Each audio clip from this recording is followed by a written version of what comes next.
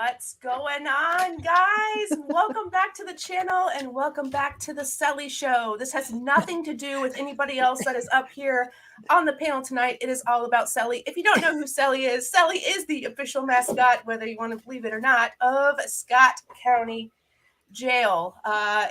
If you guys are not following, by the way, Historic Scott County Jail on Facebook, I don't know what's wrong with your lives because the cutest freaking pictures of all time are posted of Selly. And again, Selly's the cat, wanders the halls of Historic Scott County Jail, which, by the way, we have a full panel tonight. And I'm going to refrain from the twin jokes. I'm sure you hear them all the freaking time. But if you guys want to take a second to introduce yourselves, that would be awesome. Sure, absolutely. So my name is Dr. Kris Sumner, and I am co-owner and co-founder of the Historic Scott County Jail and Soul Sisters Paranormal. And I'm Dr. Jenny Sumner, and I serve as a duo to Soul Sisters Paranormal. I love that. So yes, you guys heard correctly, doctors, which means you cannot argue anything that they're about to say, nor would you want to. The crew that I have here, meaning my little family here of subscribers and watchers, they're all highly intelligent, believe it or not. They are very few and far between on the internet. I know it's hard to believe. But they are all here with the same hunger that I have, and it is for both of y'all's brains, because I have been listening to the stories and seeing the footage, not just of the paranormal, just stories and the way that you guys do things in general, and I am a huge fan. Well, thank you. Oh, absolutely. We got a few people in here. One of which who recognizes you, Jen's from Jen's Reverend Research. She was actually with me that night. Hey, Jen, nice to see you again. Yeah, we had a good time. But we'll get back to that. So I don't even know where to start. I'm so excited. I have a couple of video files that you sent me that we can go through in a minute. But first, I think everybody's question, of course, the very first one is, how did you guys get started in the paranormal, and how did you guys form the actual Soul Sisters team? Well, so we actually always have had a belief in the paranormal. We would grow up watching the TV shows and stuff. And, we've always had an innate curiosity about what happens after we die. So we actually had the opportunity to visit Moundsville, West Virginia in 2013. And that's where the West Virginia State Penitentiary is located. And we had a family friend that sat on the board of that facility. And he said, while you're there in Moundsville, why don't you take one of your nights and explore the jail or explore the prison up there and see if you can connect with our resident spirits. So we really jumped at that. Sorry. There she is. we really, yeah, that's her. We really jumped at that opportunity. And so after that, we were so fascinated with some of the unexplained things that happened at Moundsville that we formed Soul Sisters Paranormal. Okay. And that was the very first one. The very first official one? Is that where you got your feet wet? Is that where, did you have experiences when you guys were younger, or did it just sort of manifest itself? Yeah, I'll jump in. I think to Kris's point, we've always had a belief in the paranormal. We're a very spiritual and religious family. And so we've always had these types of conversations about, the questions of what happens after you die and those types of things. And so, every now and then we'd pick up, little things here or there. But to Kris's point, Moundsville was the first true investigation. And when we started that investigation, it was, little tiny voice recorders, little simple type of video cameras, nothing really major. And that night was just insane. There were footsteps going everywhere. We heard voices. Our K2s were going off. Just those things. And so at that point, we were hooked for sure. Oh, absolutely. Yeah. And we've all of us. There's actually a lot of creators and paranormal investigators in the chat right now. Actually, Lindy is here. She was also with us that night in Tennessee. She's the one who sang and brought the house down. That's Lindy there. But, we all have to start somewhere, and that's a great point. And usually when you first start and you've got all of your equipment that's barely working and held together by duct tape, that's when all the crazy stuff happens. Yes, right? Exactly. And then you get hooked, and then you sell all your children for your paranormal equipment, and then nothing ever good happens again. So right. I think we talked about selling blood and plasma at one point. Yes. For everything. But exactly. It was a great experience for us. As Jenny said, we were capturing things things that we certainly couldn't explain. And so for us, the journey from there really became about the historical narratives of these locations as well, to go in and tell the stories. I mean, a lot of the locations, some know the overall historical arch of the story, but a lot of them don't know the in-depth individual stories, or in some cases even the relevant history at all. And so to be able to tell those stories also, and then couple that with the unexplained that we found during the night, that to us is very important, and that's really what drives us. Yes. And I'll add to that. I think that's one of Christie's many talents, but I think that's a strong talent of Christie's, is just to be able to tell the history and to put that into a narrative that's fun and engaging. And the videos that Christie puts out, I think, are really informative. We had the occasion to visit the USS North Carolina, and in that moment, one of my colleagues actually watched the video, and she's like, "I've been on that tour, and I learned more from this video, just the history, not even the paranormal pieces, but the history pieces of it, than I did when I was on the tour." So Christie does a really bang up job of getting in there and trying to really tell the history of the story and of the location that we're at. Yes. Thanks, Jen. Your check is in the mail. Oh, thank you. Mine too, actually. Yeah. So that's actually a really great point. I'm glad that you brought that up. Yes, she does do a bang up job, even though she's sitting right here and I can see her. The point of that, though, is that what a lot of people don't understand is that you're not only trying to tell the story of these spirits or souls that have passed on, or in your guys' case, which I absolutely love, this is my favorite part, you're telling the historical documented, let's listen to me, documented evidence and corroborating it with the actual spiritual, whether or not the stories, again, you have to go into this sometimes with a clean slate and not hear anything about any of the locations, which is really hard to do. But you're linking the two. And that is really hard to do.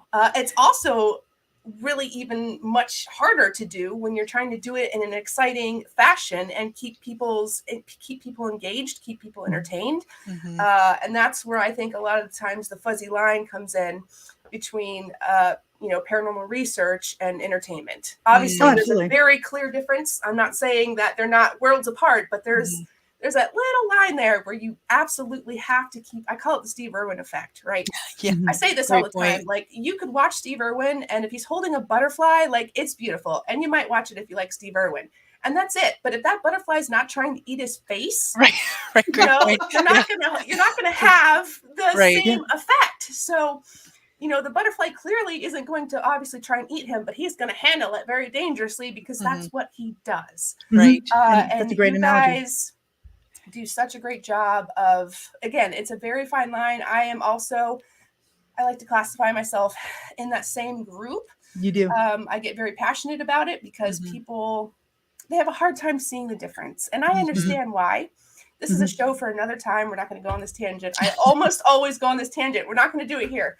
But back to the original point, you guys do it in such a way that not only honors the history, which nobody really does anymore. Nobody cares. Nobody cares about the history. They want to see people's face eaten. Exactly. Yeah. So the way that you guys do it, though, is so engaging. And, thank you. Kudos to that. It's hard to do. Well, we appreciate that. And that's really kind of how when we started this, that's what we felt was really important, because, we get to have these very tangible experiences with these locations, and we kind of want to bring the audience in with us when we do that. And to be able to appreciate that, you have to know the history and the backstory behind it. Even like the Lizzie Borden house, most people know Lizzie Borden had an axe and gave her family all these whacks and all that other stuff. But we wanted to tell the entire story, not just leading up to that, but what happened after. And we think that's very important. And so thank you for your kind words on how we do that. But for us, it's really about that experience and be able to bring the audience with us in those. And I just want to build on, because I see the little comment down at the bottom there, the love learning through adventures, and Dreamer posted that, and it's so true. And what I was going to say before I saw that popped up, which it just leads right into the point, is that I think the way that Christy and I, when we first started, and how we approach really every investigation, one is an adventure, but two, we're just excited to be at a location like Fort Mifflin. Who gets to spend the night at Fort Mifflin? Who gets to spend the night at the St. Augustine Lighthouse? I mean, those are just cool places, and you get to really interact with history. paranormal aside for a second, not to dismiss it, but you get to interact with the location that so many different stories and adventures took place in, and just being able to relay that and to Christy's point, to the audience. I think that's what gets us jazzed and excited, and then the paranormal just becomes that added bonus, telling that story through a different lens. Absolutely. The thing that people don't understand, again, like the USS North Carolina, I mean, they probably don't have the same bathrooms, but you're walking through the same halls. Right. Those people, you're touching the same things. Yes.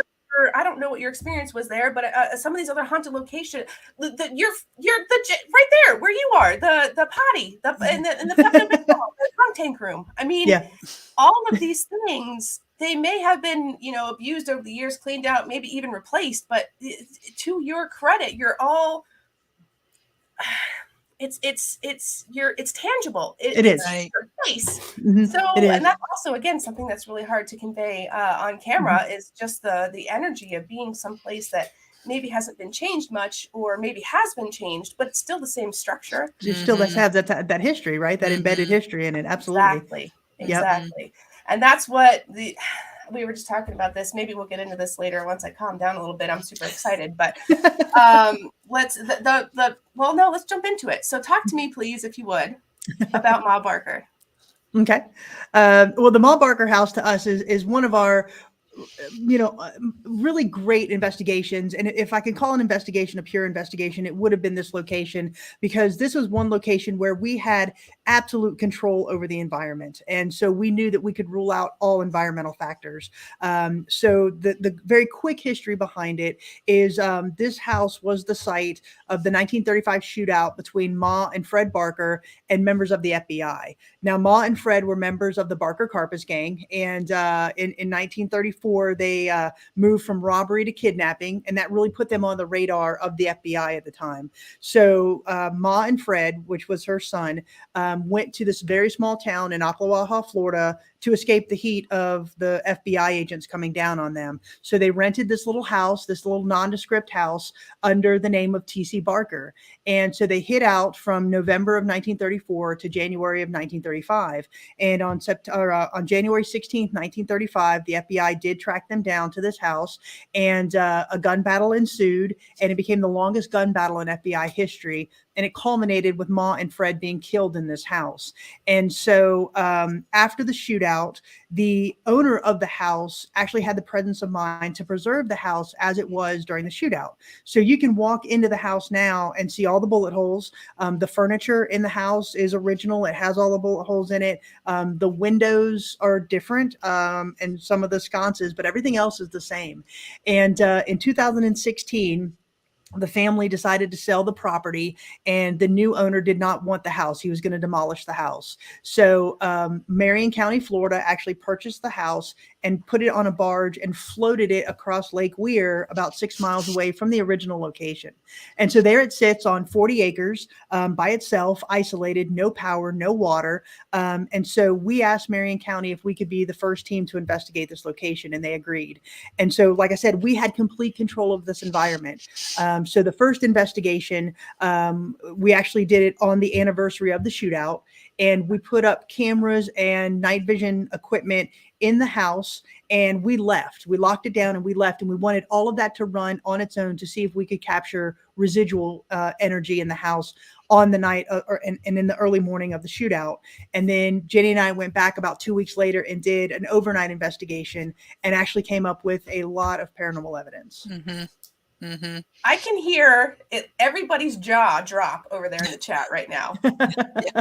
This is cool. What they live for. This is what they live for. A lot of them are explorers like me, and they're just don't even think about it. First of all, second of all, wow. So just the historical facts on their own. Mm-hmm. Let's say, God forbid, none of this existed. Just those historical facts on their own are so darn. So the longest FBI shootout in FBI history. In FBI history. Okay. Put that in your little memories, guys. Seriously, first of all. Second of all, had the presence of mind to keep everything the way it was. Mm-hmm. Yep. Mm-hmm. Now, we're going way past, can you light up this cat ball? We're talking like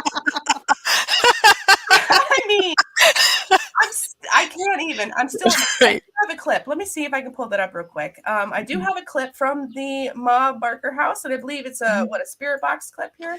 Yeah, so let me set this up quickly before you play it.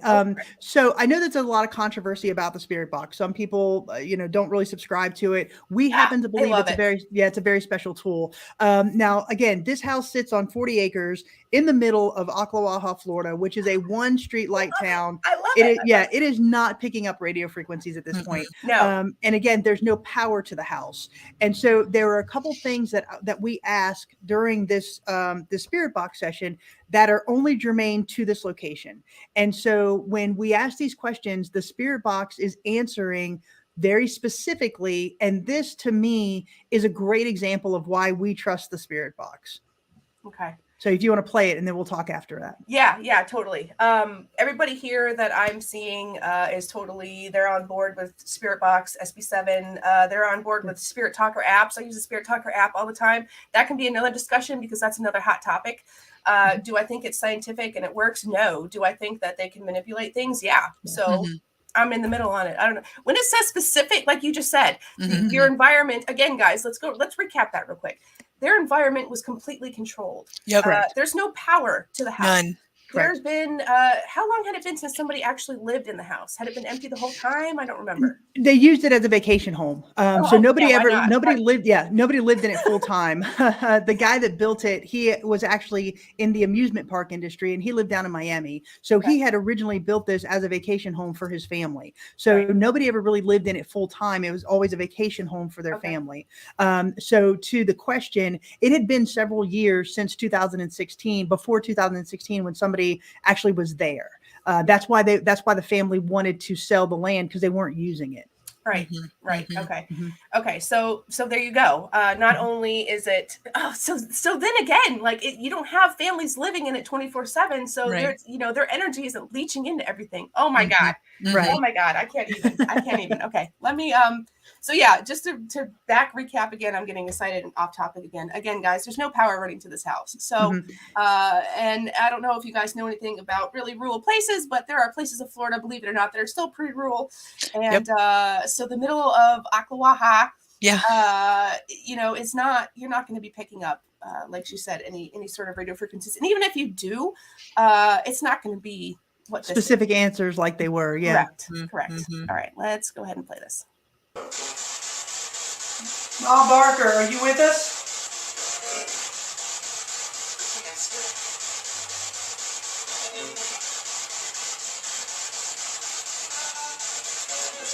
Freddie? If you're with us, can you say the name Arizona?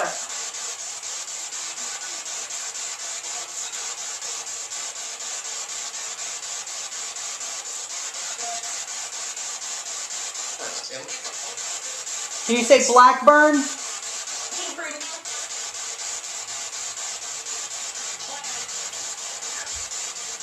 Thank you. What happened in this room? I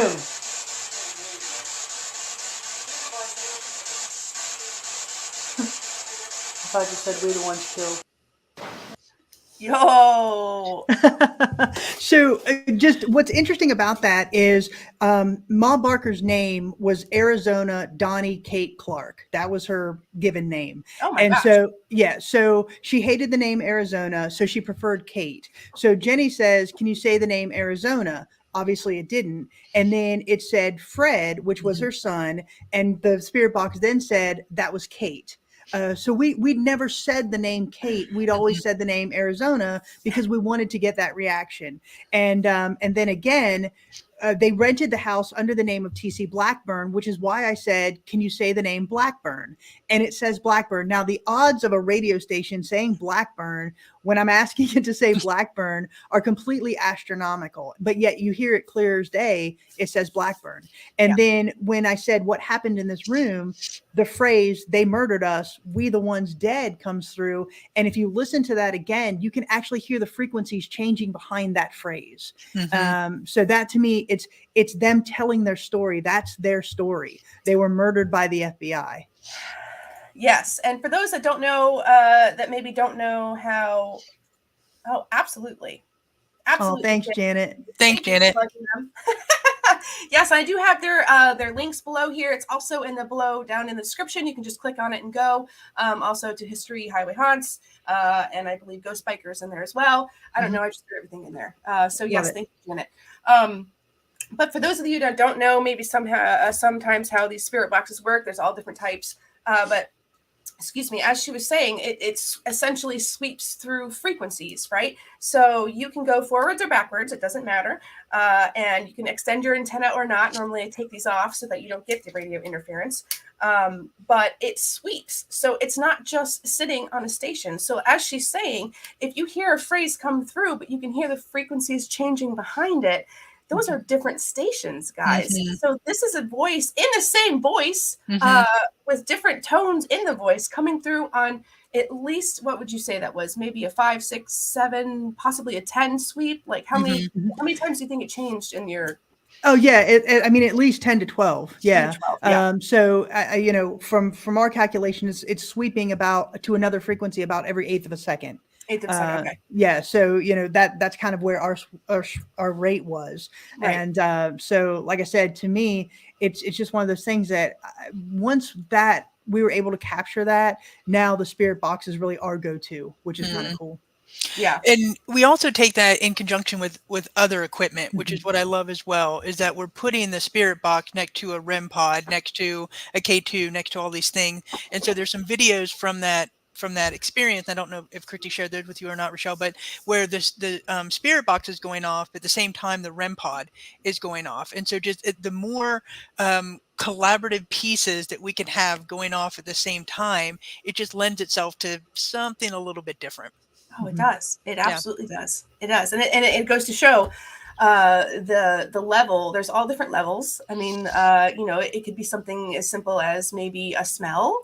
You know, you're knee deep in a basement. Well, you wouldn't be in Florida, but knee deep in a basement somewhere, and you're smelling like fresh lemon curd or something, or cookies, or it doesn't matter. You know, and that's something that just makes you go, wait a minute, what? How? All the way up to there's a wave that comes, right? So then all of a sudden you might be sitting there, and every single piece of equipment, even the ones that don't have batteries, all of a sudden, you know, are just going crazy. So I tell people all the time, there's just so many different levels of the paranormal that you have to be in tune to all the time, which is very draining. It can be very tiresome, but it's so exciting. It's so exciting. And it really is. It is. And the part that I love most about you guys, again, is that you're scientific about it. This is what we don't have enough of. This is an approach that you're including your brains, which a lot of us don't. You guys have very scientific brains. I think that's safe to say. Very analytical, very, you're slower to jump on, whoa, bro, what was that? And more of a, okay, nobody move. Like, let's figure this out. Right. And it's super refreshing. So thank you guys for that. Well, thank you. I know that sometimes, you know, you will get the whoa, bro moments, but not everything is a whoa, bro moment. You know what I mean? So, and again, just the way that you incorporate the history into it. So that being said, what is it like? Nope, I'm going to save that question for later. What's your favorite? What's your favorite place? What's your most absolute favorite place that you would go back in a heartbeat? Well, for me, the Ma Barker house, just because it was so different and so active. Obviously the historic Scott County Jail, I love. But really, I mean, I love every place that we've gone for the different historical perspectives. But I can honestly say that I think the one location for me, that was really interesting because we were able to get every piece of equipment to validate another piece of equipment was the old Gilchrist County Jail in Trenton, Florida. Oh, you went there too? Stop it. Yeah. Oh my this God. is awesome. Been there a couple of times, but you know, that was one location where, I mean, we had, the first time I went, I was with Miranda from Ghost Biker Explorations. And, you know, we had the REM pod going off as we were being touched, as we were hearing an EVP, as the SLS camera went off. We're physically hearing things, we're physically seeing things. And so that to me was the quintessential perfect investigation, if I can call it that. Yes.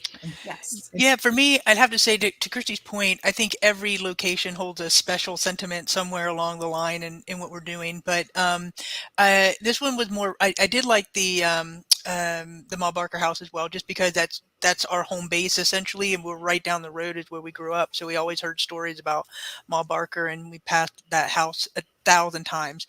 But the one that's most recent for me, I think, is the USS North Carolina, and just because of one, the sheer grandeur of the ship, obviously the history of the ship, but I think we captured one of the best pieces of audio evidence that we've ever caught.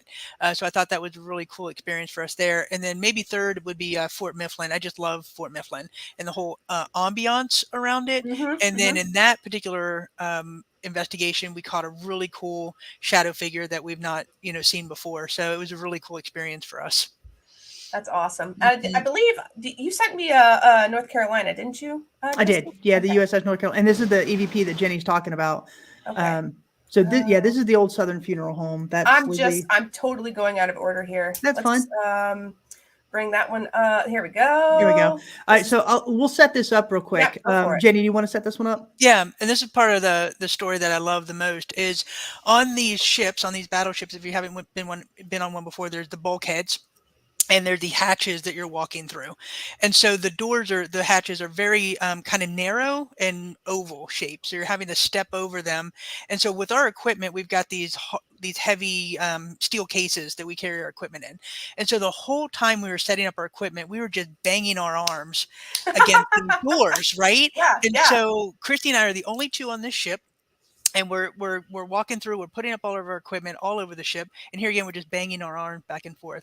And so I made a comment to Christy. I said, Christy, next time we come on this boat, we're putting our stuff in a backpack. So we're not constantly hitting our arms on this. And so we happened just to go into the medical ward. And should we say what it says, Chris, or let him hear it first? Let him hear it first. Let's see if you can catch it. See if you can catch it. So we're headed into the medical ward in this regard. Gotcha.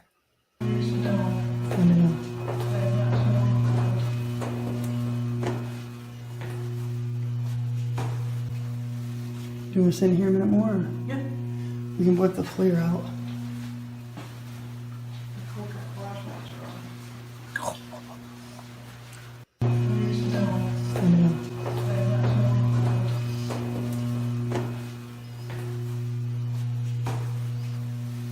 Do you want to sit in here a minute more? Yeah. We can whip the FLIR out.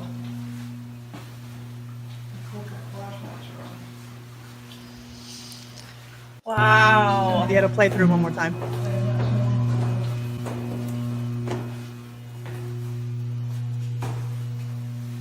Do you want to sit in here a minute more? Yeah. We can whip the FLIR out.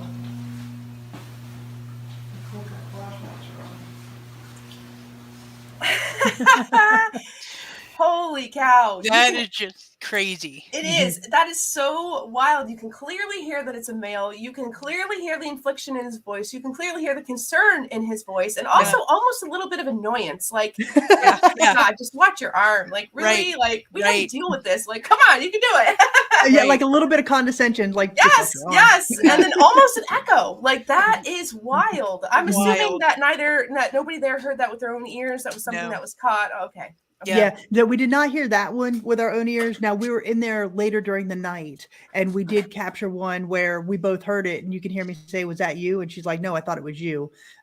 So yeah, that you're right, that it was a Class A EVP for sure. Yeah. So to Jenny's point, I mean, the USS North Carolina, if you haven't been, just for the history, go to this ship because it's so fascinating. Just the way they saved it from being scrapped is just a historical story in and of itself. But it is a very active location.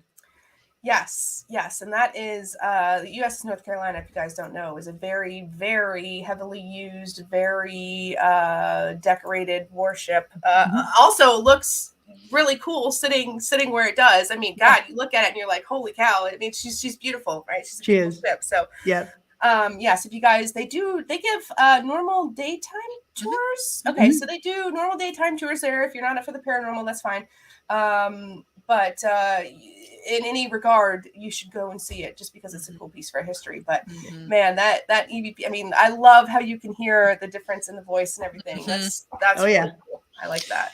Yeah, and just the backstory too, in terms of how, like I said, we were knocking our arms all night long, setting up our equipment, and then just to bam, have that Yes. thrown down. It was really fun. Just watch. That is so cool. Then Yeah. did you get anything else? Maybe did that voice ever come through again? I know it's sort of hard to compare the voices together, but was there any other sort of warnings or prominent voices from possibly this individual or There any was. individuals in general?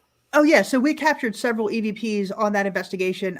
We captured a couple down in the torpedo room. Well, not the torpedo room. It was the room where the torpedo hit. There in the 1942, I believe it was. But so we captured a couple EVPs in there, but we also captured another one in that same location later on during the night. So we were standing there in the medical ward again, and I believe I don't quote me on this, but we were standing there, and I said something like, "Can you tell us your name?" And we both heard something, and I said, "Jenny, was that you?" And she goes, "No, I thought it was you." And when we went back and listened to it, I believe it said, "Just tell them." Like when I said, can I, what is your name? We heard a "just tell them" there as well. And so, and then we heard amazing footsteps. Yeah. To Jenny's point, we were the only two on the ship that night. And we were down on the second deck, and you could just hear these footsteps just thundering across up above us. So, it was just a great investigation. And then just to be able to know that Jenny and I were there together and that was it was really neat. Yeah, clearly I'm gonna have to hang out with you guys. You guys get exclusive rights to warship and stuff.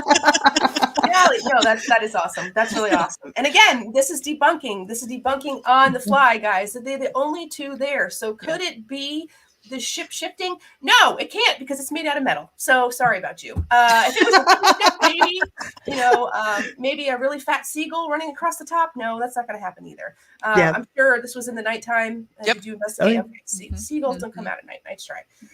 Anyway, though, that's really cool. And it's always cool and super validating. Of course, you guys understand this, but when you're in a location and you're getting the jargon and you're getting the, sometimes you'll get military time or military phrases or, just certain, even certain, just the way that they talk to you is different. It's not the same.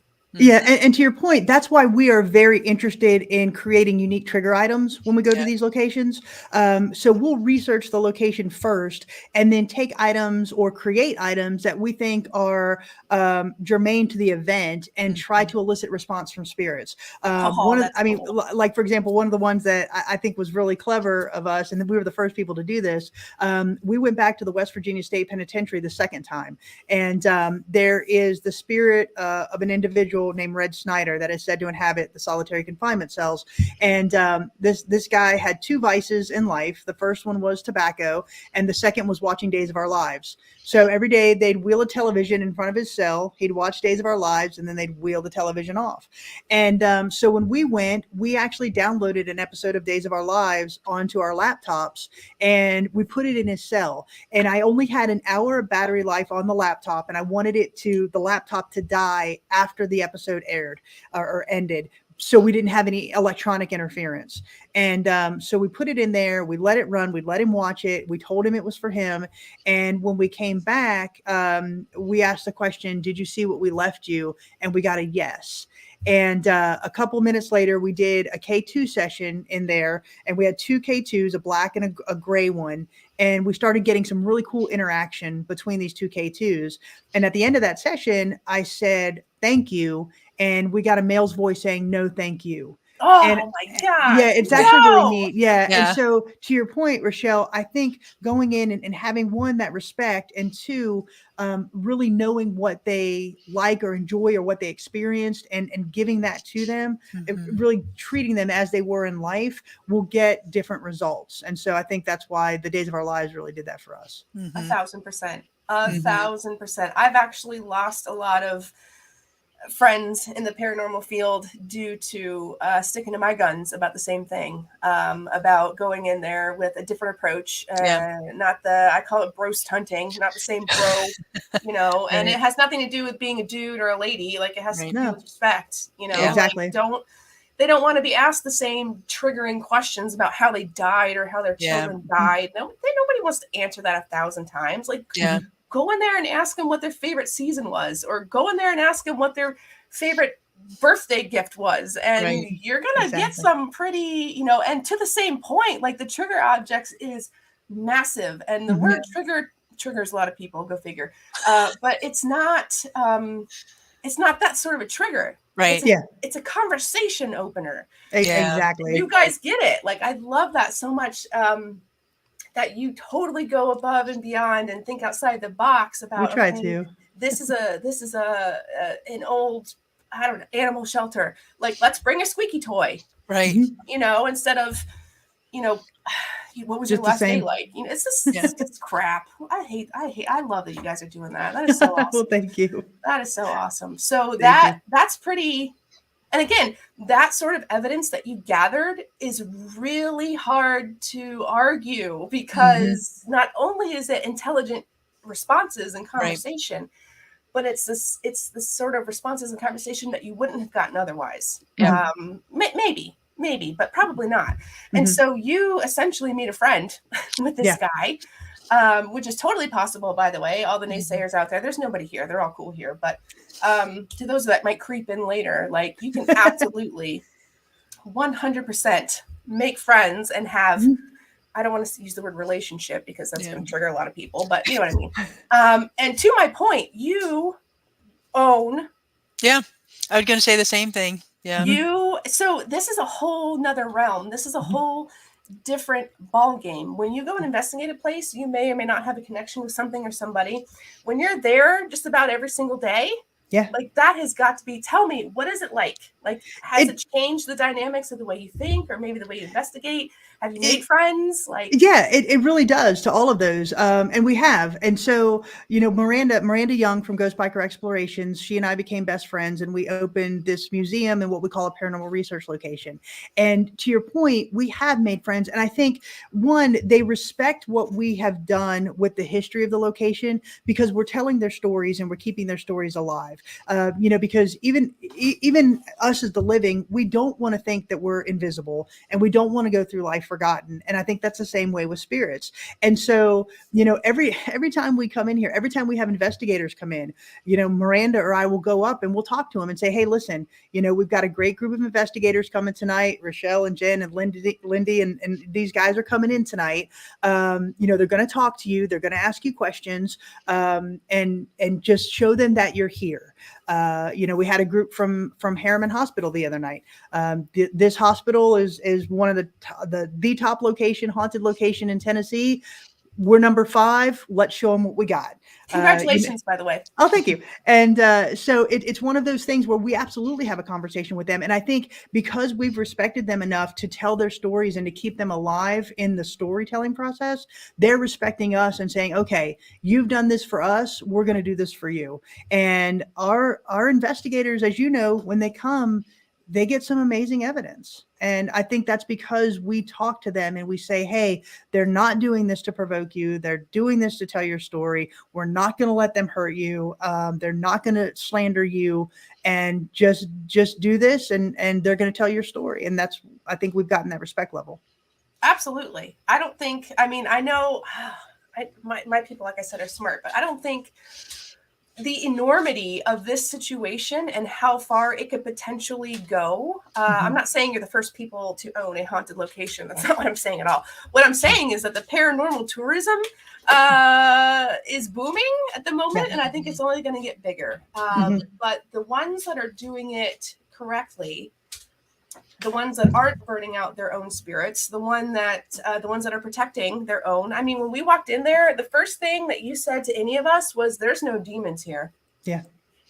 And we're very adamant about that. Looked everybody in the face. There's no demons here. And I was like, oh, okay, we're in the right spot, because everywhere you go, and again, let me just say this right now. If you are one of those people that investigates that way or films that way, I don't have an issue with that. Nobody here has an issue with that. You are free to do whatever you want. We don't work that way. So Right. when you looked at everybody and said, there's no demons here, I was like, oh yeah, okay, here we go. Because there's a certain level of, again, when you film and investigate, there's the fine line between entertainment and research. And when you own an establishment, it's the same thing. So if you're getting these people on to believe that all of these things are happening, could be happening. This has happened, that has happened, and you're allowing this to fester and ferment and all the stuff that's going on. Eventually, you are going to have activity like that because it's just going to go haywire. So you're putting all sorts of stuff in that you don't want there. Right. But the fact that you guys are literally sheltering these spirits that probably, if they were sheltered earlier in their human life, wouldn't have ended up in jail. I mean, let's just take it way back to that part, that aspect of it.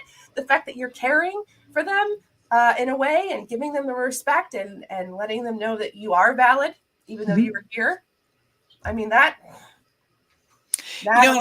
why that's one of my favorite places. Yeah, Richelle, I think you're bringing up a good point as well, in the sense of one of the questions that we're constantly asked, the two of us, is, have you ever felt anything, scary or demonic or anything like that? And truthfully, the answer is no. And I think, Richelle, it comes back to what you were saying earlier, is that it's the way that you approach a certain area. I also think on some token that a lot of the demonic pieces are just hyped up for television purposes. You know what I'm saying? Because we have never experienced anything demonic. We've never experienced any scratches or biting or, any of those types of things. And I'm not trying to dismiss them and say they don't exist. All I'm saying is that we have never experienced those in our own occasions. And so thinking about how you approach entity or even a location, I think brings a lot to the table as well. And you're, to Christy's point, going to get the respect that you put in. That's what you're going to receive from everybody or anything that's there. Mm-hmm. Yeah. And just real quick, just to follow this just a little bit further, a lot of people don't think, so you have these people that do go in, and to your point, not disparaging them, but if that's how they want to operate, they go in and they try to find these demons, that's on them. But they don't understand that when they leave that location, they're in there for a couple hours, they say something's demonic, and then they leave. Mm-hmm. We have to clean up the aftermath of that. Mm-hmm. We're the ones that have to face our community members every day and say, yeah, we're in the Bible Belt, and we're sorry that they said that this was demonic. So that's why we have a very hard stance, Miranda and I, that there are no demons here. This is not that type of environment, and you're not going to say that it is just to get YouTube likes or subscribes or TikTok hits. Correct. Or whatever. And so, because we have a very hard line with that, because we do have to answer to our community members. This is a community building, right? This is their history. Mm-hmm. And so for somebody to come in and disparage that history in any way, that's not right. That's not fair. And we're not going to allow it to happen. Yeah, no, absolutely. And it goes even a step beyond that. Like, yes, it's a community building. Yes, people see this. But when you leave, you've got to also do damage control. And I only know this because I don't have my own haunted building that I own, but I am frequently at Chase Manor up here in Auburn. So I've never had an opportunity to repeat location, right? So I am also starting to make friends, especially with some of these. In particular, there's a gentleman there, a spirit gentleman, who goes by the name of Vinny or Vincent. He's very nasty. He's not nice at all. He doesn't like women. He and I got along the first time because I think he thought I was a boy. I'm not kidding. And I was there alone. I usually go alone to these places. And he had a moment of surprise that I believe I caught on camera where he realized I was a girl. And then after that, he realized that, maybe he could interact. Maybe he could trust me. He still wasn't sure. Like, he's like this total, I want to say late 1800s, early 1900s, sort of like a what's that show? I don't want to use the word gangster, but like the oh gosh, I can't even think of the name. But like with the fun hats, and they'd wear like the 3-piece suits, and ran organized crime, like a mobster type of a feel. Yes, mobster. Thank you. Yeah. That's what I was looking for. Total cool. Now he is total cool and chill. You can't take any sorts of EVPs and put them on the internet because every other word's the F word. He will tell you where to go. He's not afraid to tell you where to go. But that being said, because I've been there so many times, he responds to me, and I can almost, not quite, almost have a full-on conversation with the dude. Nice. So when I go, and I believe I'm empathic in a way, but I'm not psychic. I'm not clairvoyant. I can't see. I can't have a normal conversation like some people can. Right. But I know when he's going to act out, and I know when he's going to act up. So to go way back to what we started this conversation on, when you have people like that go there, you have to go back in and do damage control, right? Because now they're all upset and they're all in a tizzy because somebody came in and drew a pentagram in the barn and, did a Ouija board session, left it open, and all hell breaks loose, Right. So literally, yeah, literally. So Yeah. it's hard. It's hard. Yeah. So that's why I'm super glad you stomp that nonsense out before it even gets there. That's awesome. Miranda and I took a very hard stance on that for sure. That's good. Just to pipe in real quick, I want to acknowledge something. I think it was Lindsay who I saw flash across the screen in the sense of this idea of she thinks of them as avatars, have just kind of left the body of the avatar type of feel. Yeah, there you go. And so, there we are. Yeah, so they're still living in a sense, right? They just left that physical body and that physical presence. And absolutely right, they deserve the common decency. And so to Christy's point and to what you were saying there just now, Richelle, is that you approach them as you would another human being that you did in life, with respect and with care and telling their story and listening to them. I think that's a big part of what we do. It's the golden rule, right? Yeah, for sure. Absolutely. Yeah, for sure. Great It doesn't discussion. stop just because you're in the dirt. I'm telling you what. It shouldn't. Right. Amen. Right. Amen. Because I know a lot of these people. Again, I am. Oh, there we go. Hello. There's Hello, Ghost lovely. Biker. There's Ghost Biker. Yes. Yeah. Exactly what we were saying. And it's, I know a lot of these people, again, we're not just disparring, discouraging, to each their own, but when you're gone and people are screaming at you all day, you let me know how that is. This is the device I use. We'll come back and tell you, Richelle. Come find me. Oh my gosh, yes. Okay, so I do have a few. Gosh, we're gonna need to probably do this again. This is fun. So I do have a few more clips lined up. If you have, we're still under our hour, but if you got a few more, we're still good. We got this. Don't worry about the time. I love that. So I've got a funeral home. What is this? Now, what is this clip about? So this is the Old Southern Funeral Home in Kosciuszko, Mississippi, and this was a funeral home that we investigated. It was actually interesting because there's two locations in Kosciuszko, which is a very small town in Mississippi. There's the Attila County Jail and the Old Southern Funeral Home. Now, my friend and business partner Miranda, she had investigated the funeral home before. In fact, she was one of the very first to investigate this funeral home. Really? So it was actually a kind of a collaboration weekend, if you will. So she and Jenny and I went down, and on Friday night we investigated the funeral home and Miranda did the jail, and then we switched for Saturday night. So this funeral home was in operation for many years in Kosciuszko, and then it just closed its doors and it sat vacant. So they allowed paranormal investigators to go in. Oh my God! So it was a very interesting experience. It was our very first funeral home that we investigated, and for some reason that night, the spirits really connected with Jenny. And so there were several instances that night where we audibly heard something say the word Jenny, and we caught it on the spirit box, and then we caught it on disembodied voices as well. So to set up this clip, this is the funeral home is 2 stories. So we were on the 2nd story, and this large room is where they had the caskets where you could go and pick out your casket. So it was like the casket viewing room, I guess you could say. Chop and drop. Yeah, exactly. So we had just done an EVP session in this area, and we're leaving. So you see us leave, but we had a voice recorder and a camera still sitting there in the room, and we captured this EVP. Sweet. Before we get to that, I do have to do a shout out. Thank you so much for that donation. You are awesome. I love that you love the channel. I hope that we are always here to bring you real positive, fun stuff. I'm super excited about this conversation because it's different, right? I love how it's just so different. But thank you for that donation. I really, really appreciate that. All right, let's get into the clip here. Did I go too far? It'll play through. Oh, it'll go through again? Yeah.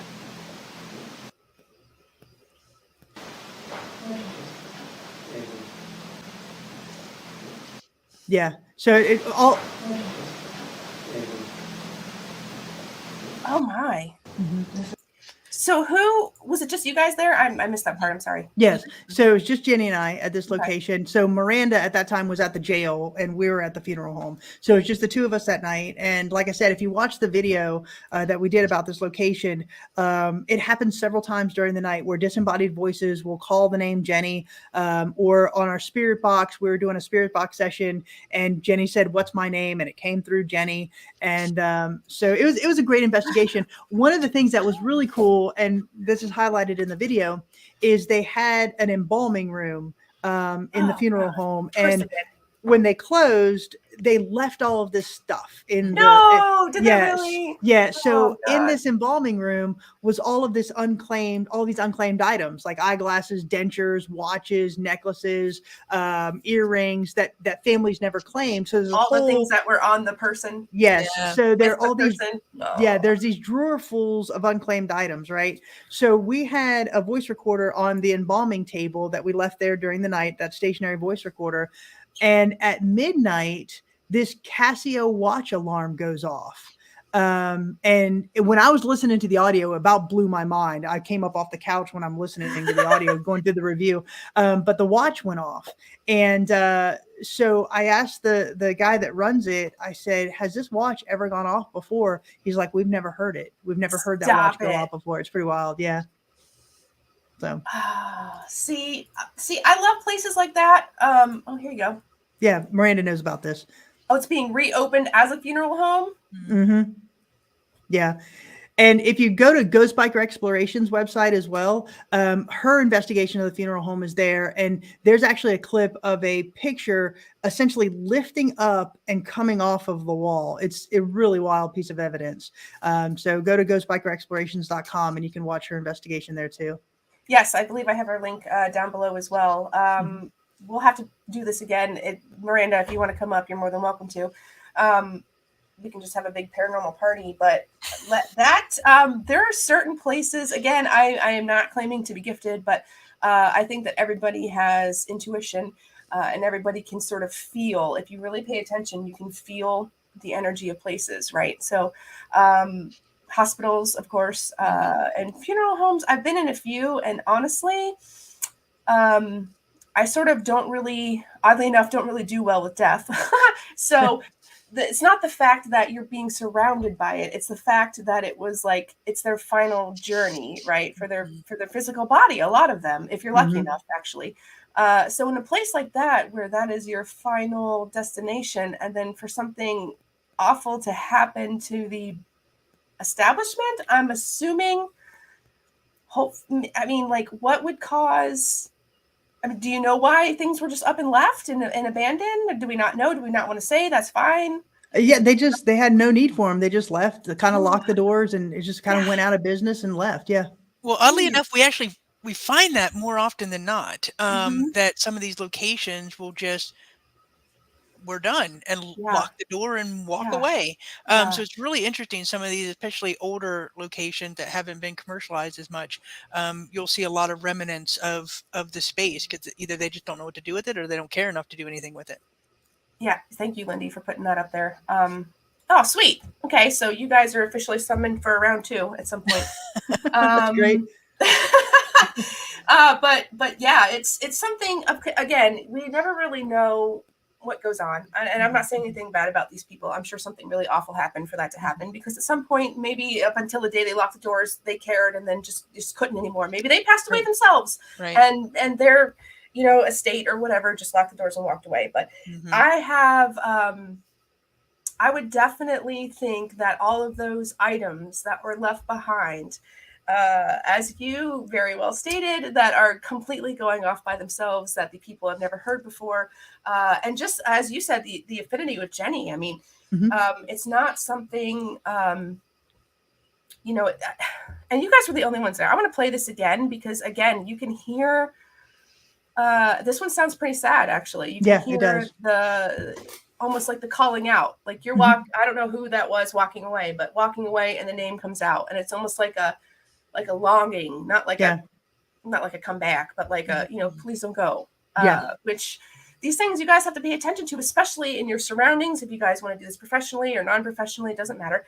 Your surroundings, again, the environment, but also what's being said and what's being done, and just in general, the context, right? So there's no reason for this spirit just to say the word Jenny, you know, unless there's something else wants going her, on. Yeah, that's just so. it's That's longing so for neat. her. I mean, Or they like Forrest Gump. Either way. I mean, just let's call it out. Let's just call it out. I'm so glad you said that because I was having a hard time not saying it. Yeah, go ahead. Yeah. It's there. It's on everybody's mind. But again, the odds of that are also astronomical.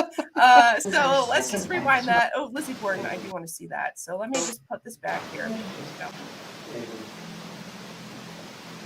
And again, you can almost hear the echo. Yeah. You can almost hear the echo, and you can almost see where or hear where it's pinpointing from in that room. So where this camera is set up, is there like a wall behind it, or is it? It is, and that's a great catch. Yeah, it's sitting right up against the back wall on a table, and the voice recorder is sitting right beside the camera.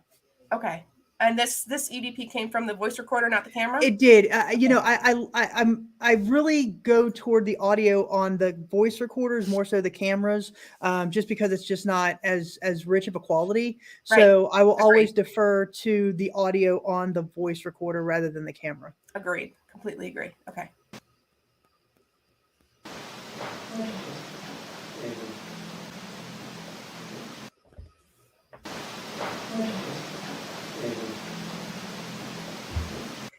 Yeah, there's no mistaking. There's no mistaking what that says. There's no mistaking that it's a male, and there's no mistaking that it wasn't either of you. So that's right. Cool.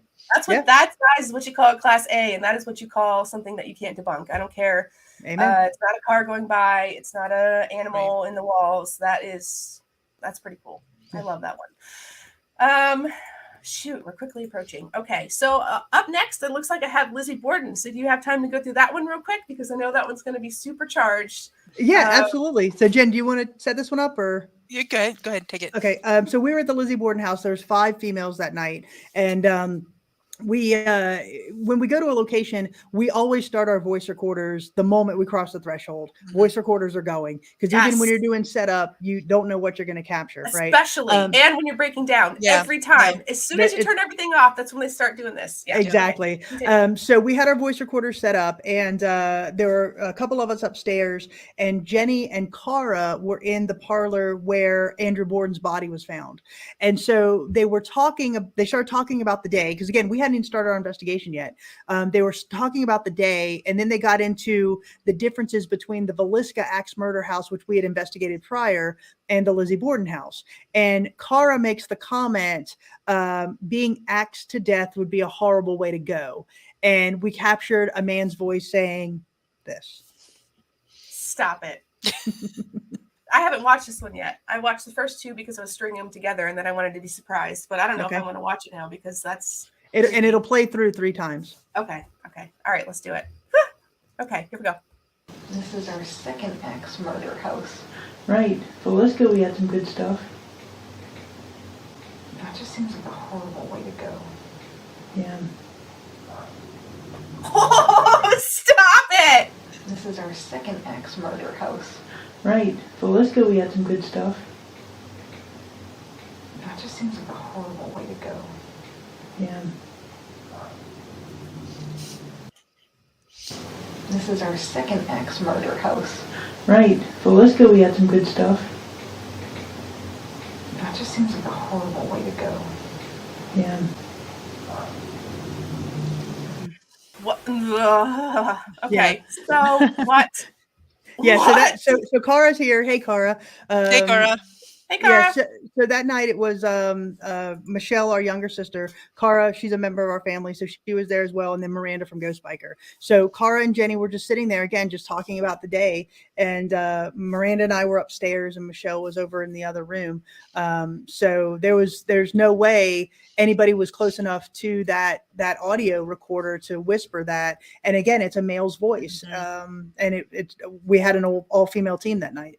all female team. Nobody's moving. You can see Nope. everybody. Yep. Nobody's moving. You're accounting for where everybody is. It Yep. looks like you're in an interior room of the house. I'm guessing what was the second, third floor? Where It's the ground. Well, there's a basement. There's a So it's the basement, okay. first floor, but yeah. but So there's still a buffer. Ground floor. Yeah. yeah, and buffer. it's on the mantle. So there's a wall right there. There's Yeah. a wall right So there. the voice recorder was on the mantle. There is power to that location, There is. but that wasn't like a surge or anything. Sometimes the older nab and tube and makes funny sounds. Mhm. It wasn't that. And this is the part I love the most. This is what gets me the most. Well, there's a lot of things that gets me excited, but that's a different show. So this is it, right? You guys are there. You're totally engaged in the location, Mhm. but you're talking amongst yourselves. Yeah. Yeah. Yeah. And it's responding intelligently. Yes! That's another thing. So Yeah. it's like listening to the conversation. And if you Yes. watch that video, we actually have another one. Yeah. Car is very good at stating the obvious. Yeah. So that's one of her gifts. Well, she's not wrong. It would be a horrible way to go.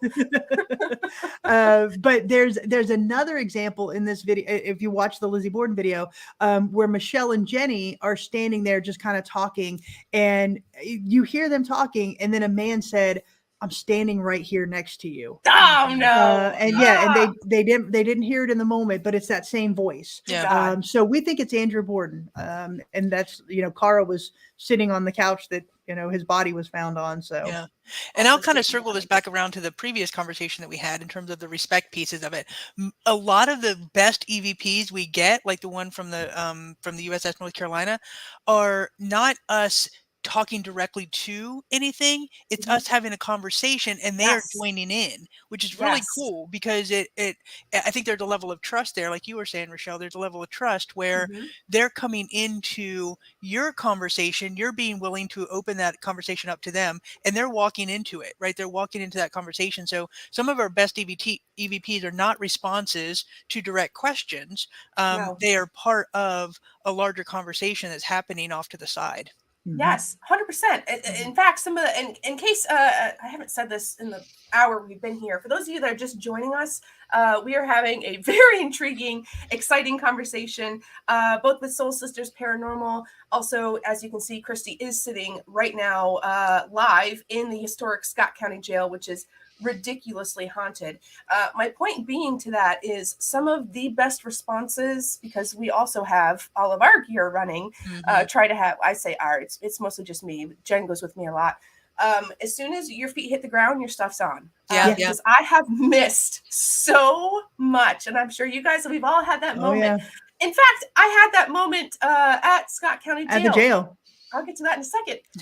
Back to I'm getting excited again. But a lot of the best evidence that we caught, we as a collective, very loose team, we all came together, descended onto Scott County Jail to sort of investigate together, not really as a team, but we worked as a team. Anyway, a lot of the best stuff that we caught that night was done out of context. We weren't sitting there concentrating, saying, "What were you incarcerated for?" We were goofing up. Like, it took us almost 2 hours to settle down from laughing and having a good time to actually get serious. But during that time, Lindy, who's right here in the chat still, sang Amazing Grace and brought down the freaking house. I mean, we had I had static cams on 2 different floors that were basically dead the entire night, except for when she was singing, which went nuts with all sorts of orbs, call them dust, call them whatever you want.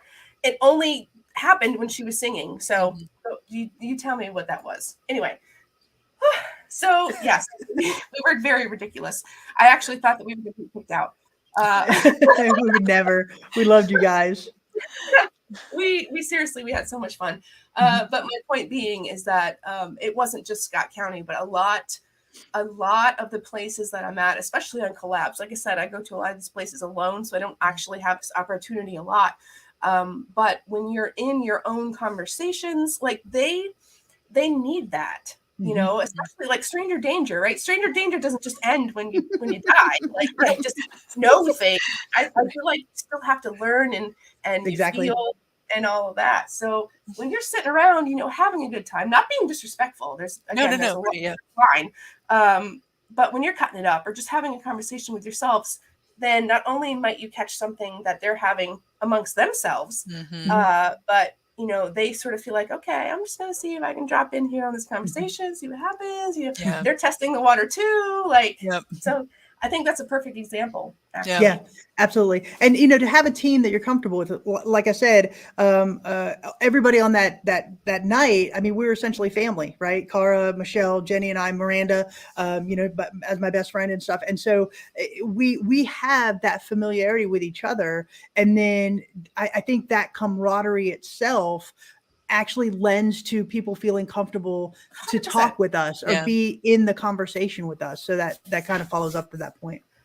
It does. It does. Because not only, you know, I mean, let's just be honest. If you're not going into some of these places and you're not nervous or you're not scared, like you need a new job, right? Yeah. Not saying it's a job, but you need a new hobby because it should scare you. Not the actual, you know, spirits per se, or maybe even not what happened or the history, but it should have an element of danger because it can be dangerous. I mean, let's be honest. I mean, I know that you guys have been to Gettysburg and you have some amazing stories from there, and it's a piece of history, but it was a battlefield, right? And we have a tendency to forget these things, especially with all the TV shows and stuff. Again, TV shows, but it's not dangerous, but it's not safe either. Right. Yeah. So, I mean, you do have to be careful, right? You absolutely have to be careful with it. And I think that's why, again, you know, finding team members or family members that you can trust and take with you and be there with you. You know, there is that sense of calming with it. Like, you know, Jenny said, she and I were the only two in the USS North Carolina, and there's nobody else I'd rather be with on that ship than Jenny following behind me when we're going down into these torpedo rooms. I mean, I know if something happens, she's got my back. She's going to push me forward and get out. Yeah, exactly. Charge. Exactly. I love that. You guys would definitely have the element. You know, here's another question. Let's address the elephant in the room. You guys are obviously twins, right? Do you think that gives you an advantage in investigating in the spirit world? Do you think it lends to the same tier, the same level of curiosity, the same level of disarmament? Like maybe like, oh my gosh, like, you know, curiosity, like, ooh, those are twins. Like, you know, let's see if we can talk to them. Do you think we confuse the ghost? Yeah, that too. Yeah. You know, whatever. If one's coming after you, at least you got the other one you can push, and you know, you just got to outrun one. I mean, that's essentially how it goes. Tell us which one is the cutest. Yeah, there you go. Great way to start a fight. Don't ask that on Thanksgiving. That's a bad idea. Yeah, you know, I think Jenny and I obviously have a different relationship than most siblings, right? I think twins do have that innate sense of empath, if you will. I'm not going to say that we're empathic overall, but she and I mean, we finish each other's sentences. There have been instances where we finish each other's dreams. You know, she is my closest person in the world to me. And I think because of that, it does make a stronger investigation because, I mean, we're right there. I mean, we're of the roommates. Yes, that's it, Ghost Biker. We are. And so I think it does lend itself to a different investigation. Because I know, I mean, I can trust her 100%, and I know she's there, and I know what she's thinking. I know what she's doing. I know how we're going to go in and do this. And it's just, to me, I do think it adds that. I never have to question anything when she's with me. Yeah. Yeah, 100%. And I think it's definitely like Jen says, I mean, she hides behind me, and that's true. You know, you have to have your person that you can hide behind, and you have to have your person that, you know, you can outrun. And as long as you're somewhere in the middle, then you're good. But it's on a whole different level. Like for those of budding paranormal investigators that might be in the chat, not to discourage you, like absolutely go for it. But you're gonna need somebody. Like I do most of my stuff alone, and I don't like it. So I'm starting to team up with people now. And you have to have somebody that is not going to A, act like an idiot. Yeah. Exactly. But B, that know that no matter what happens in any sort of situation, like they're just going to be there. Like it doesn't matter. So whether you don't get any evidence or you're throwing up pea soup, you better have somebody on your side, you know? Yeah, absolutely. I love that. And then, you know, we do bring in Cara time to time. She's our ninja. So if anything happens there, we've got Cara to take care of that nonsense. She's the enforcer. That's perfect. That is perfect. Oh my gosh. Dang. All right. Well, we are Well, we actually have do you have a few more minutes to go over the rest of these listen, questions? go for it. I mean, we're having a good time all here. right. So this Everybody in the looks chat like- room can keep up with us. Oh yeah, just forget about them. We're having a good time. Looks like this is another jail here. So did you want to set this one up?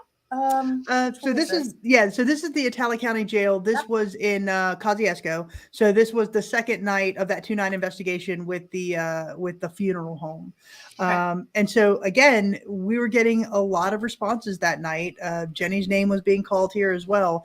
But in this instance, we so the way the jail is set up, it's almost like a T. So there's one large hallway with cells on either side. And then when you get to the large part of the T, there's cells this way. Okay. So we were down in the far bottom cell, but we had voice recorders throughout. And so we were asking questions in this cell, and the voice recorder up here in this cell actually caught the response, but we actually heard this in the moment. So I asked the question, who was your best friend? And we captured this response. It will play through 3 times. It'll play through 3. Okay. And this looks like a split screen. Mhm. Yeah. Oh, yeah. So you'll see the camera on us in the room that we're in, and then the cell that actually caught the response. That's where that other camera is. Down the hall. Gotcha. Who's your best friend?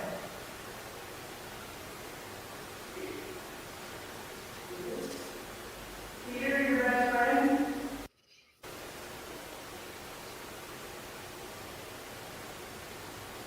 Who's your best friend?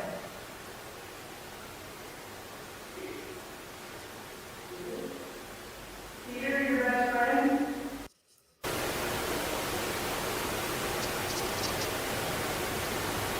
Who's your best friend?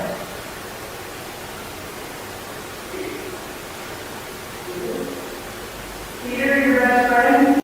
All right, this is the gymnasium, so let's Wow. Mhm. Yeah. So we actually heard that. So when I heard it, I thought it said Peter. So that's why I said Peter. And so when we went back and listened to it, we figured out it was just Pete, not Peter. But we both heard that in the moment. Mm-hmm. That is amazing. Again, guys, there was no dudes there, right? Right. Just the No two of dudes us. Yep. Just the 2 of you guys. And you're saying you were, how many yards or feet would you say as the crow flies between? It was probably 5 cells removed. So a typical 30 cell, feet. I think is by, there, About Jen. 30 feet. Yeah, 30, 40 feet. Yeah. 40 Jenny feet. gets to the answer. Gotcha. And we're talking concrete and steel. I mean, Yeah, this is not paperboard or whatever this stuff is made out of. It's not that. So it's concrete and steel. Yep. You guys are the only ones there. Yep. And you can hear, if you guys listen closely, I'll play it one more time because that was awesome. But if you listen closely, again, you can hear the echo. And not only can you hear the echo, but you guys heard it. You say you heard it with your own ears. Yeah. We did. And It you was a loud answered one. like in Yeah. time. Yep. Now, there's something that is said like after that. Was that one of you? Like, did you hear that? Or Yeah. Yeah, that was me. So I say, who's your best friend? Right. And it says Pete. Right. And I thought it said Peter. So Right. I say, Peter's your best friend? Okay. I'm answering the question because I thought it said Peter. Okay. Let me just pull it up here again.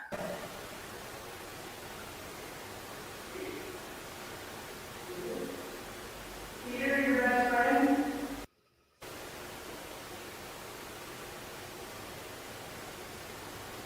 Who's your best friend?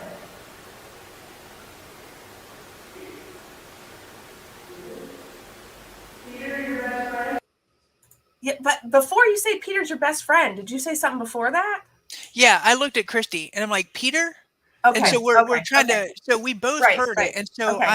I'm leaning into, you can actually kind of see my Yeah, head now. I saw Yeah. that at the end. Yeah. Peter? Holy cow. Yeah. That And is, so, and what yeah. a cool question. Like, Mhm. like Jen said, totally. Like, this is what we're talking about. Like, did you get shanked? Like, nobody asked. Like, don't go there and ask that. Like, who's your best friend? That is such a cool question. And that got an audible, not only in real time for your ears. Mhm. Some call that a disembodied voice, whatever you want to call it. Doesn't matter. Like that's really cool. It's a response. Yeah, and an intelligent response. Yeah. Yeah. Now, it was there. Well, I guess that's a stupid question to ask if there was a guy named Pete that was there, or who you were talking. Like, did you know who you were talking to, or was it just like a It was just a standard question. I mean, Random, okay. we have a couple of standard questions that we ask at investigations. Yeah. I mean, Attila, that was an operation from 1957 to 2016, I think. Was wow. how long that jail was in operation. So there's probably a Peter in there somewhere, or somebody that had a best friend named Peter. Mhm. So we weren't sure who exactly we were talking to there, but who's your best friend is kind of one of our standard questions, and we have That's so some cool. different ones along the way. That's a Mhm. good one. That's a really good one. I like that a lot. Mhm. Okay, what do we have next? Pete. We know it's Pete. Okay, Oh so my God, you went to Brushy Mountain. Oh Jesus. Okay, hold on. I got to set up for this one. Full disclosure, when I made the trip to come to Tennessee, I was looking for Brushy Mountain, but they weren't open yet.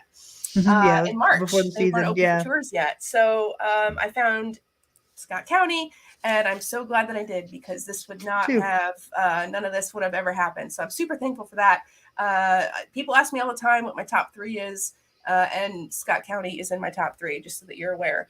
And I'm not Perfect. just saying Thank that because you're here. You can go and look back at the history. That is just such. It was just such a. I don't have to tell you, but it was such a dynamic.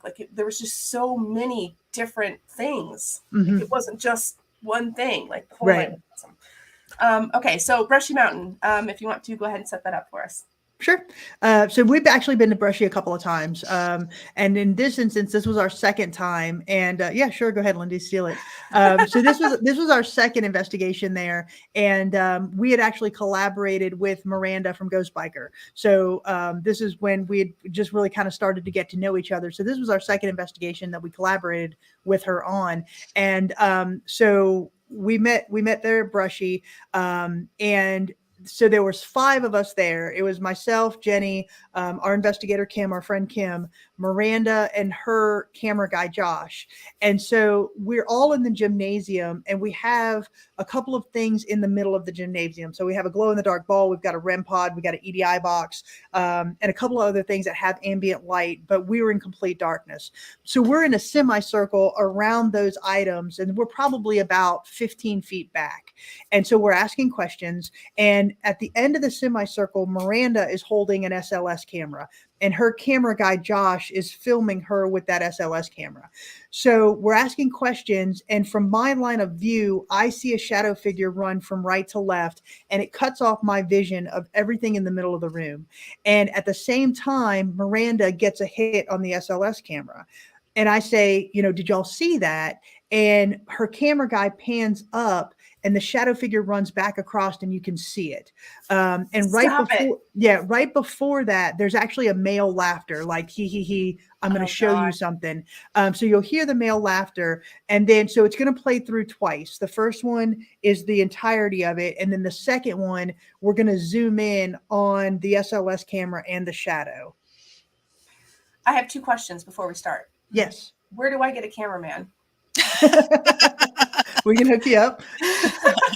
I'm teasing. And number two would be, would you consider this, because we all know, we might in the chat not all know, but would this be your first major location? Like, this is a very, very large place. This was not your very first large place. Okay. No, I mean, our very first investigation was West Virginia State Penitentiary. Yeah. That's true.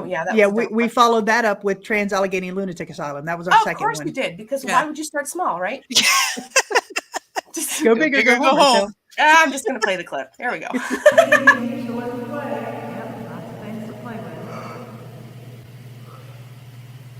I'm just going to pause it real quick. So you said you were in, so the echo is because you guys are in. We're in a gymnasium. Yeah, we're in a big gymnasium. Yeah. So you're looking at our point of view. So we're all in a semicircle around the 3 objects that you see, the red lights on the right, the balloon in the middle, and then I think it's the EMF meter, I guess, on the left. The green light there. Yeah. So there's nothing behind that. I mean, people. The wall. Just the wall behind us. And so you guys are semicircle, like from the camera around. Yes. Yeah. So, and real quick, Lindy, the breath is somebody had just yawned. So somebody said there's stuff to play with, and then Kim said, "Yep, lots of stuff to play with." Somebody yawns, and then you'll hear this male laughter. Oh, fantastic! Okay, let me just rewind it just a smidge. Yeah. Lindy, actually, we caught that creepy heckin' breath at Scott County Jail. So Yeah, now you I'm did. like partial, but I don't like that freaks us out. Okay, all right, here we go. All right, this is the gymnasium, so let's play. Yep, lots of things to play with.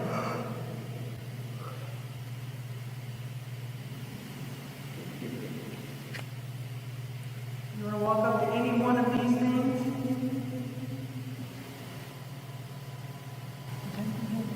Is there something in front of the REM pod? I mapped something right in front of the REM pod. Is there something in front of the right of the REM pod with a black shadow? I just mapped something. Did you there. see it? Yes. Holy shit. Did anybody else see the big black shadow? There it is again. Oh my god. There it is again. As we play this clip once more, we have zoomed in first on the SLS camera that Miranda was holding, and then on the REM pod, so that you can see the shadow that crosses in front. You want to walk up to any one of these things?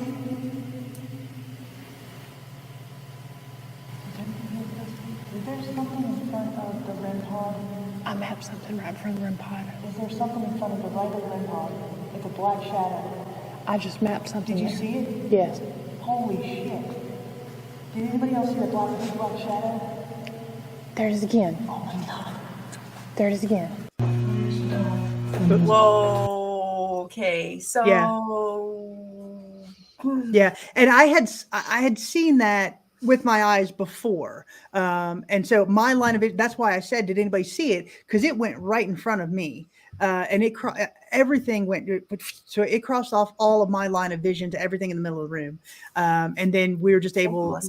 Yeah, we were lucky enough to capture it on camera. So thanks to Josh Nyman for getting that on camera. Yes. Thanks, Josh. Need a cameraman. Hit me up. Just kidding. I'm totally kidding. So here's the thing. Okay. Setting that up on the backside, the post side of this, unless you're sitting in a dark room with only lights in front of you and you see them black out and then you see them do it again, the level of balls, excuse my French, that takes to, nobody like jumped up and ran. Like I would have been gone. You would have seen me hauling ass. I would have been out. That was it. I am done. Now, did you actually hear that laugh in your ears, or we did not? But when you went back and listened to it, I mean, yeah. It's like hey, I'm going to show him something. Oh my God. Here we go. That's exactly what that laugh meant. Like, hey, watch this. Yeah. Or he just told somebody, hey, watch this, and that person was laughing. Like, okay, let's go.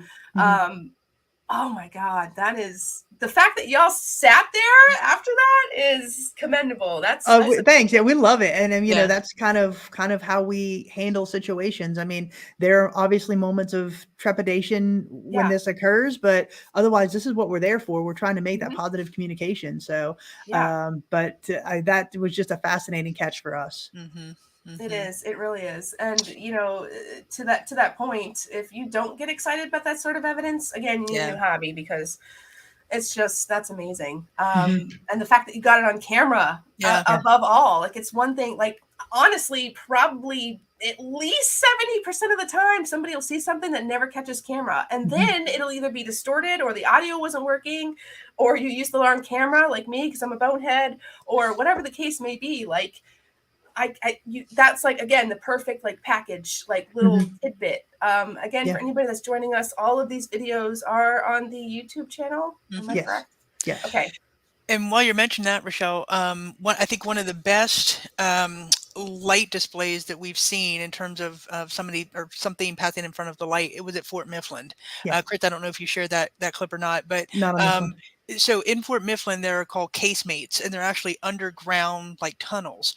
And there's one way in to these casemates. And so one of these they actually use for solitary confinement.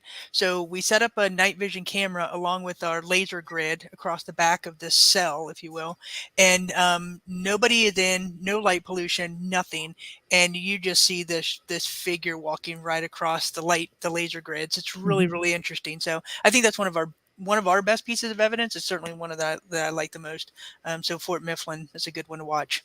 If there's one way in and one way out, was it left to right? Was it front to back? Like how it was across. So the way that you would look at the cell is think of the opening of got the arched way, right, which is your opening, and then we put the laser grid all the way to the back. So we're actually at the end of the casemate. That's where they had a cell of solitary confinement. So I mean, if you were in this cell with solitary confinement, I mean, this was a miserable experience for you. Yeah. So we put a camera right at the back of the casemate, again, facing toward the end of that tunnel. And like I said, the laser grid was there, and just something. It's actually pretty slow. It'll just walk right across like that. No way. Yeah, it's it's a cool piece of evidence. That is a cool piece, because you would have seen whatever knucklehead was jumping over your camera to get into that room. It wouldn't have happened. Yeah. It's one of the pieces of evidence that they actually show at Fort Mifflin. I believe they did show it to TAPS, and they were pretty impressed with it as well. Oh, really? Sweet. Yeah. That's Yeah. The extra that y'all got here was awesome, Jen. That's.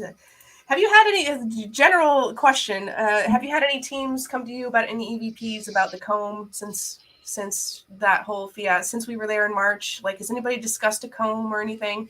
Well, I when I am here with investigators, I actually point it out and say, you know, this is what happened. I tell about your team, and I show it to them, and I said, whatever you put it back. You can use it as a trigger item, but they were told that it has to stay there, so put it back. And I believe teams have pulled it out and have used it as trigger items. Yeah, that is awesome. It was, we had full intentions when we found that. There was something else, by the way. If you ever take that light down, you're going to find a bunch of stuff. Of course, we didn't want to dig around in your building, but this was sticking out enough that we could safely get it. It's all on camera. You can see it. Anyway, we had full intentions of bringing it down to you after our session, saying, hey, look what we found. But when we were doing the Esty session, I forget her name. I believe it was Emily. I can't remember offhand. She gets mad. Emily. Yeah, there you go. Jen got the full brunt of Emily, but she just kept saying, that is mine. Put it back. It's mine. Put it back. Put it back. And, it didn't take us long to figure out what she was talking about. And Lindy actually made a good point that a lot of times, they have a very small mess kit, and that's all they have. Like, that's literally their entire life, especially if they're in there for a long time. So if that comb, for whatever reason, was part of somebody's belongings, like, they're going to be really, like, protective over that, especially if they take the time to hide it, Right. And if that still happens to be the same person that owned that same comb, like, to see somebody messing with it was probably very traumatic. So it totally made sense that, put it, and we did, boy, we put it right back. Put it right back. Right back. I'm done. Yeah. Like, okay. And I kept, all the lights were off when we were doing our ST session, and it kept coming through. And I'm like, sweetheart, I promise you I will put it back, but I got to wait until I turn the lights on, because I'm not going to do it in the dark. I'm either going to electrocute myself or fall off this wall. Like, I promise you I'll put it back. And then the conversation evolved into something else. And then after we put it back, I think we did 2 or 3 more sessions, and like, it didn't come out anymore. Like, I think a thank you came through. Cool. And then I thought it was because I said something about you could use the energy or whatever from the equipment that we had. And then I think Jen said, no, I think she's saying, thank you for putting the comb back. And I'm like, oh shit. Yeah, it was actually a really cool find. We actually had a team here about 3 weeks ago that found another razor in our wall. That's the second razor that has been found since we opened. Yeah, they just shine the flashlight just right to catch the glint, and they, weirdly enough, they had a pair of like long needle nose pliers with them, and they were able to pull it out. So we're still finding things here. This little jail loves to give up secrets. Paranormal hunting and scavenger hunting. There you go.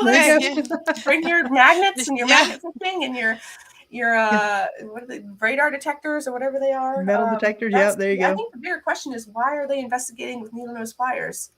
I don't know. They just happen to have them in their kit. And I'm kidding. Awesome. and Jen, no, we have not found the scissors yet either, or the razor blade that Miranda found. Still have not found that yet either. Yes. So if you guys are wondering what the heck we're talking about, you need to catch up on the videos. Jen's Revenant Research has them. Lindy has them. Jared King TV has them. Lorik has them. I, of course, have them. And then, of course, I have the links of everybody here. Soul Sisters, Ghost Biker.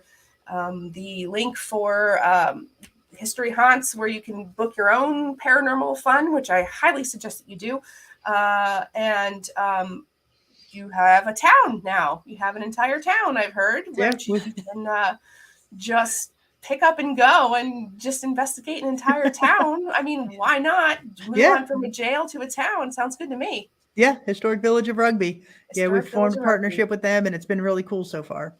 I love that. Has anything Like, what's your favorite piece of evidence that's come out of there? Do you have one From yet, there, or is it still sort of new? well, Or we were actually doing a guided ghost hunt in one of the houses, and the village was built in 1880, and it was built by an English gentleman who came over, and he wanted to form this village for what he called the Second Sons of England, and so there's a whole history behind it. Anyway, so one of the original houses is called Uffington House. It was built in 1882, and so I had a paranormal they weren't investigators. It was a guided ghost hunt there, and so we were sitting in the first floor of this house, and I made the comment, "Did you miss England when you came over here to America?"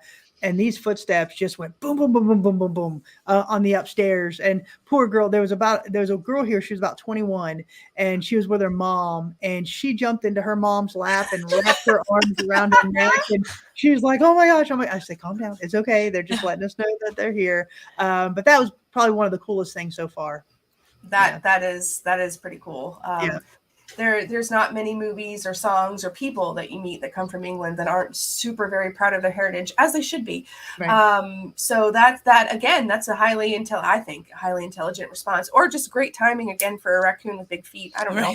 But that being said, again, along those same lines, talking about things that probably aren't really that scary when you talk about them after the fact. But if you're sitting in a place and you hear footsteps, especially if they're coming fast and they're coming fast at you, like that's one of those things that'll really just sort of, that's one of my things anyway. When I hear them footsteps, especially if they're running, I'm like, oh boy. And that happens here in the jail a lot. Yes. I mean, there have been numerous teams that have heard the footsteps here. Yes. We caught footsteps on it sounds like they're on the stairs. I don't know. It's in the kitchen area. And again, you can tell the difference, like you were saying, between the shuffle and the boots. We're not going to get into that. That's a whole nother, we can go on for hours, I'm sure, on that. But the jail in general, I can't wait. We're all going to go back to rugby, I think, all the people that were there.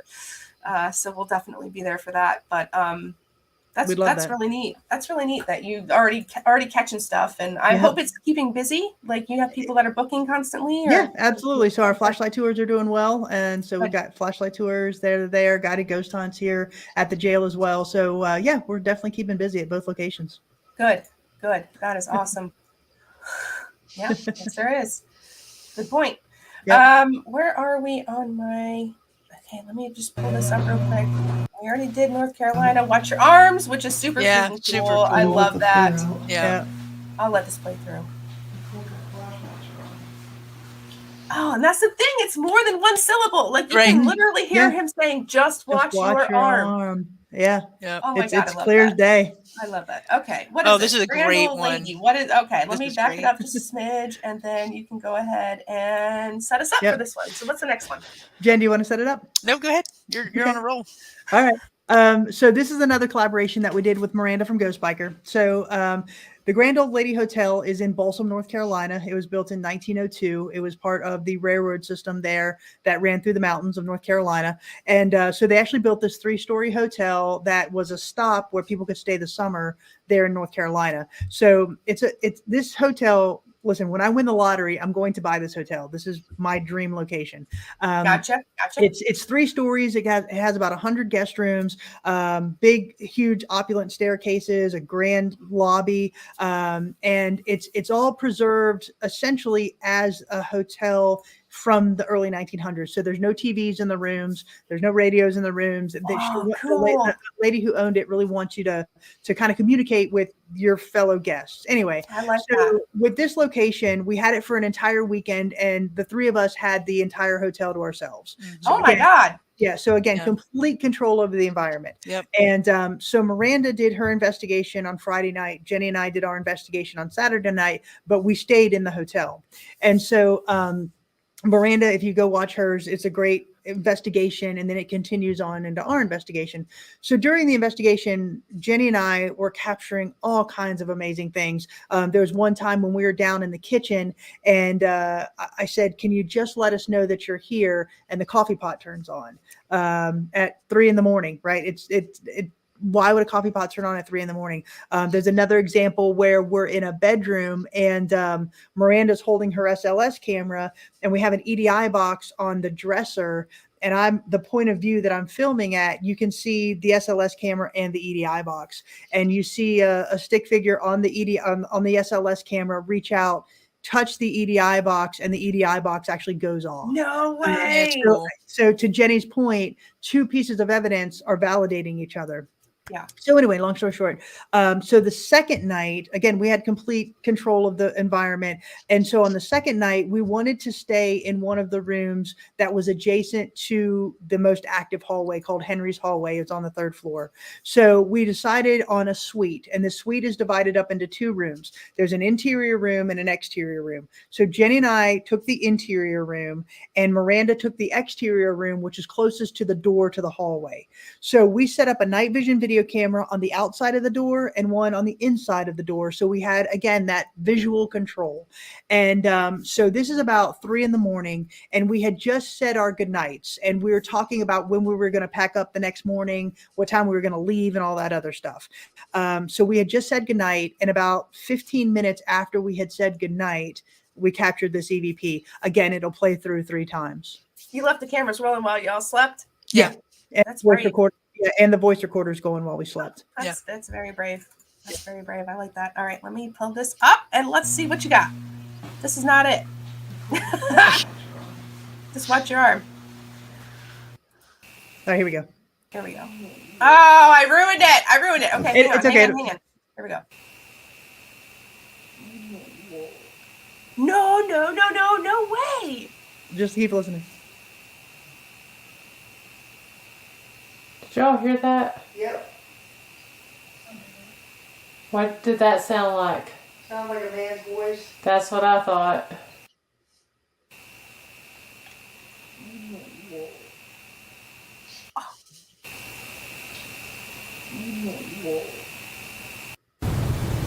Yeah. Oh my God.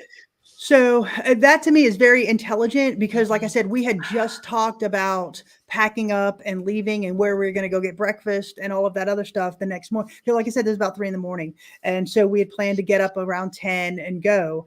And so the fact that this entity says, please don't go right outside the door. And you can see we all laid there. We didn't jump up. We didn't move. I will say that my hearing got extremely acute. My senses were on high alert after that. And you can see Miranda didn't move. We didn't really react to it other than to say, did you hear that? But it was crystal clear. We all 3 heard it in the moment. It was wild. I literally have full body chills right now. I don't know how, Miranda, I would have jumped up. I mean, I consider myself to be a very relaxed professional. But I mean, if I heard that with my freaking ears, it's not scary, it's exciting. But to hear it after the fact, to hear it now, it's actually very heartbreaking. Yeah. It is. It is. It's it really is. And super it's like, sad. Yeah. it's like, Oh my please God. don't go. So what, the history of this building, was it did it have a different history than what it is now, or No, it was always a hotel, but they did in some instances they did use a wing of it for tuberculosis, like a clinic. Okay. There was a sheriff that was killed right down. Well, he was shot right at the bottom of the hill, and they took his body they took him up to one of the rooms, and he died in one of the rooms. There are reports of children's spirits there as well, and if you watch both our video and Ghost Biker's video, you can see all of the different things that we captured. And like I said, Miranda was capturing some great things. We were capturing some great things. It really is an amazing location to investigate, which is why I'm going to own it when we win the lottery. Oh, there she is. I don't like to jump out because I don't want to cause any type of dust or just stir anything up that might. Yeah, but you would have heard me pooping my pants after that while this recorder is going. Kudos to you, Miranda, because man, you didn't even flinch. Not a muscle. Not a muscle. No, she didn't move. No, didn't even. I've got it geared up again. I want to listen to that again because it's super sad. So here we go. Okay, you can hear again. It's not like you can hear the sorrow, the pure sorrow in this individual's voice. Mm-hmm. Oh, I love torturing myself with that. It's terrible.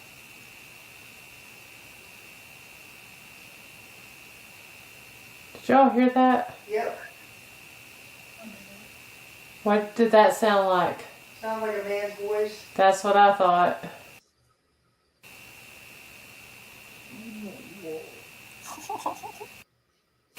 Muffin.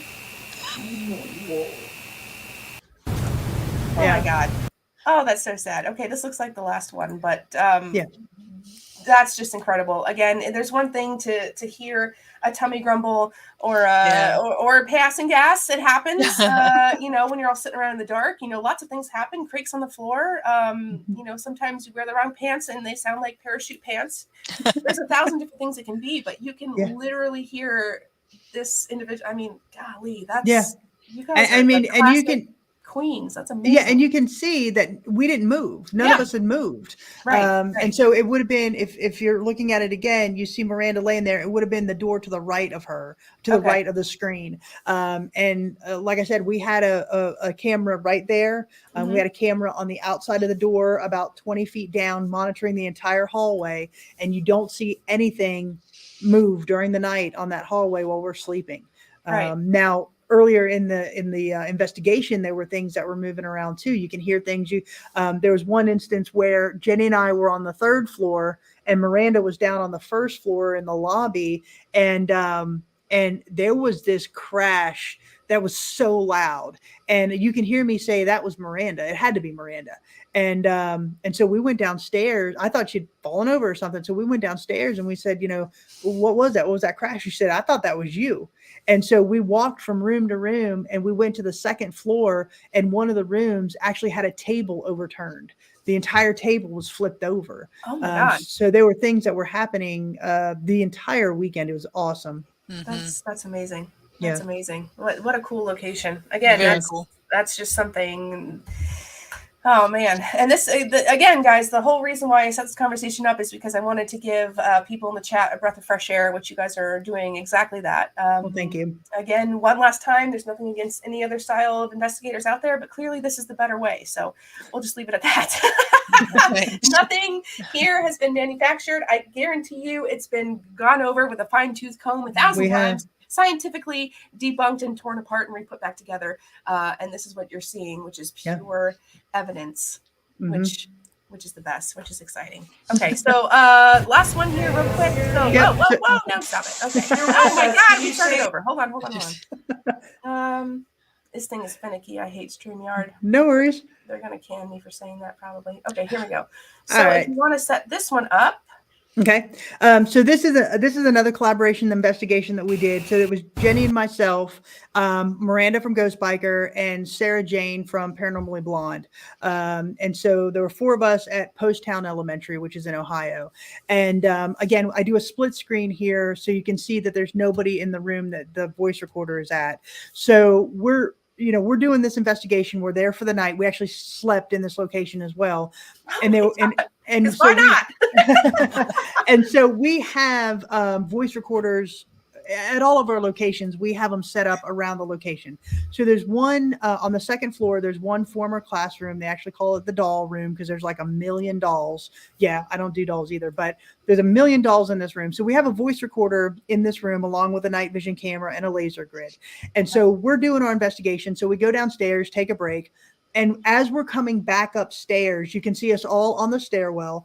As we're coming back upstairs, the voice recorder in that room captures an EVP. So I do a split screen where you see us walking upstairs and then in the room where the voice recorder was. So Sarah Jane says something to the effect of something like, I'm coming up the stairs, don't scare me. And this is when the EVP happens. Oh man. Okay.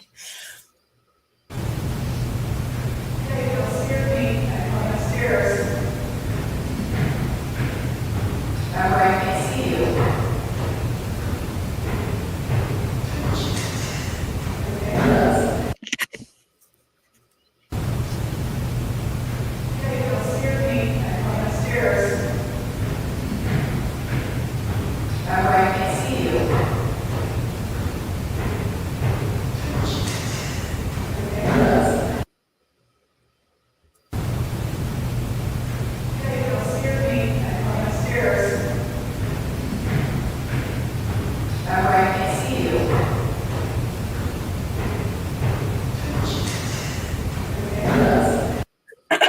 Wow. Mm-hmm. So again, So the room is probably about 30 to 40 feet from the top of the stairs. So you can see we haven't even reached the top of the stairs yet this voice recorder is capturing this voice inside that room. So that was to us pretty interesting. That's super interesting. And again, if you guys listen real close, yeah, Lindy, that was a good one too. If you listen real close, you can hear again inflection of the voice. You can hear that it's male, and you can almost again hear an echo, which is interesting when you think in terms of physics and the afterlife, and that's a whole nother discussion again. But again, it's intelligent. So you guys are coming upstairs. And this individual wants to know, like, who'd you come with? Like, Who'd you okay, come you with? gave me a warning, you're coming up, but like who else? You know, Who'd you come with? Yeah. That's really cool. I'm assuming all of these videos that we've been watching are on Soul Sisters and or Ghost Biker. Is that correct? Yeah. So www.soulsistersparanormal.com or www.ghostbikerexplorations.com. And then anything that you want to know about the jail is www.historicscottcojail.com. Okay, and if anybody has any questions, you can always get with me. I've got everything written down. There are links below to the YouTube pages, however, I believe. And I mean, dang, before we wrap it up, like, is there anything else that you want to pull out of the hat? You got anything else big going on? You got any, I know there's a lot of Paracons going on right now, meet and greets. You got anything coming up you want to talk about? Yeah, we do. So Jenny and I, obviously we're twins. So we were just in Twinsburg, Ohio for their big Twins Day Twin Festival. So we actually investigated Hillview Manor with another set of twins, Carter and Coleman Harrison. So it was their very first investigation. So we had a lot of fun with that. So that video should come out. Oh, thanks, Jen. That video should come out by the end of the year, as well as our Jenny and I investigated the old hospital on College Hill. So that should come out by the end of the year. Very excited about that location to kind of That's share. on my bucket list. Yeah, it's really interesting. And then just a couple of things, if you don't mind. September 30th, we'll be at the Museum of Scott County Heritage Festival. We'll have a table set up there. October 14th and 15th, Ghost Biker Explorations will be in London, Kentucky for a ride and a really cool investigation at an undisclosed location. And this is very cool because all of the proceeds go to Shop with a Cop. So go check out Ghost Biker Explorations and her website and her Facebook page to get all of the information. There are only a limited amount of tickets for the investigation, but I will say it's a very cool place. Nobody's investigated before, so get in on that. October 16th, we'll be at the Haunting in the Hills in the Big South Fork. October 21st, both Miranda and I will be at the Tennessee Haunts and Legends Expo in Nashville. And then I will be speaking at the Women of the Paranormal Celebration at Brushy Mountain and Harriman Hospital on March 23rd and 24th. So all of the information for all of these things can be found on our Facebook pages, websites, social media, all of that. You gonna sleep anytime in between there? Or? No, and as always, we have walks here at the jail and at Rugby, so come and stop by and see us. So on top of all of the other things that are going on, oh my gosh, wow, that is a full schedule. That is awesome. Again, if anybody has any, I think we were planning on actually going to the Brushy Mountain thing and the cool women's thing in March. So that'd be awesome. Yeah. Make it a full trip. That'd be awesome. But I cannot even begin to thank you both and Miranda in the chat for popping in and hanging out with us today. I know it's been an action-packed, in-your-face live. I said it was going to be an hour, rolling on 2. So thanks for everybody for hanging with us. Yeah, thank you. It's been a blast. Oh my gosh, yes, it was so much fun. I hope to maybe score you guys at least one more time because the wealth of knowledge, not only in the general goings on, but also in the paranormal world, is just fantastic. And like I said, it is a breath of fresh air to see a different side and how the way that things should be. That's my opinion. But how the way they could be, in the paranormal world on itself. So I really, again, appreciate so much you guys popping in and saying, hey, thank you. Talking with everybody, asking questions, although there weren't many. I think everybody was just so enthralled with listening to you guys talk, which as was I. That's awesome. Thank you for sending the clips so that we can watch in real time with you with a discussion. And all of my favorite part, the scientific, the history, and the debunking behind it. Like, no, it wasn't this, no, it wasn't that. That was really neat to see in real time too. Thank you, Dreamer. Appreciate that. Well, Richelle, Yes. I just have to say you've been a phenomenal host. This has been an absolutely fantastic discussion. So thank you for leading it and inviting us. Really a lot of fun. Absolutely. Absolutely. I think that, I mean, the elephant in the room, I think us ladies have to stick together. It's a dog eat dog world out there. And I think that it's really stinking awesome that you guys are blazing the way. And I truly appreciate it. I know it's not always easy. The whole thing is just not always easy. So thank you for being fearless in leading knowledge and science and history, especially documenting and preserving it. Like, that's the main thing. You're saving it. Amen. That's the coolest part. Absolutely. All right. I'm going to wrap this up. If you guys want to hang out just 1 second while I end this. Again, everybody, thank you so much. Thank you. Miranda, I'm going to, or maybe Christy will get with you. Somebody will get with you. Let's plan maybe like a part 2. Maybe that won't last 2 hours, but it'll still be a lot of fun. I had fun. I didn't even notice No, it it was was 2 great. hours. Yeah, it went by real fast. Yeah. I feel like we could just keep on going. This is great. Yes. Thank you to everybody again. Once again, thank you to everybody in the chat for being here. Please follow the links below. Please follow Soul Sisters. Please follow Ghost Bikers. Please visit the websites for Historic Town of Rugby and Historic Scott County Jail, and just indulge yourself in the knowledge part of it, which is the best part of it. You know that anything that you are seeing coming out of there is something that you can put to paper, and that's hard to do in this industry. So you guys are rocking it. Please keep it up. Thank you. Thank you. Absolutely. And thank you everybody who's watching. Yeah, thanks everybody in the chat room. Yes, everybody go eat them up. Go sub to their links. And I love all of your faces. I will see you soon. Please be safe. Again, prayers to everybody that's in Florida, because my God, get off the live and go start doing something. Okay. Love you guys so much, and we will talk soon.